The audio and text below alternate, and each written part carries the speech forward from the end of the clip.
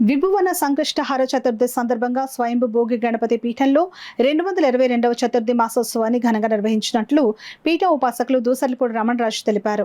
ఉపవాస దీక్షలు చేపట్టిన 56 మంది ఆరాధకులు పీఠం మాడవీధుల్లో ప్రదక్షిణలు చేసి మంగళాంబిక అర్చనతో నైవేద్య నివేదిక మంగళహారతులు అందించి ప్రసాదాలు స్వీకరించారు. హరహర మహాదేవ భజన సమైక్య బృందంతో సహస్రనామ పారాయణ నిర్వహించారు. అభిషేకించిన పంచామృతాలను పంపిణీ చేశారు.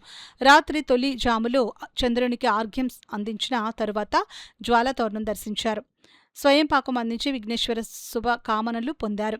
పీఠం వ్యవస్థాపక ఉపాసకులు దోసర్లపూడి రమణరాజు మాట్లాడుతూ సృష్టి ఆవిర్భావానికి మూలకారకమైన ఆదిమూల గణపతి ఆరాధన ప్రతి ఉగాదిలో మాఘమాస శుక్లపక్ష సంకష్టహర చతుర్థితో మొదలై భాద్రపద మాస వినాయక చవితి పూజతో వర్ధిల్లుతుందని అన్నారు. 10వ వ్రత మేళాను చిన్నారి వెంకటేశ్వరి హరిచందనతో కాళీ నాగలక్ష్మి కుమారి కుటుంబాలు వైభవంగా నిర్వహించారని వివరించారు. నక్కా సత్య సతీష్, పద్మావతి, విజయలక్ష్మి, మాణిక్యాంబ, సరోజిని, మహాలక్ష్మి, జ్ఞాన ప్రసూనాంబ, నాగలక్ష్మి, శ్రావణకుమారి, రత్నప్రభ, సూర్యరత్నం, అంబికాదేవి, మహేశ్వరి, మణి, రాణి, సూర్యకాంతం, మృణాలిని మున్నగు వారు హారతులు అందించి పసుపు కుంకుమలు పంపిణీ చేశారు.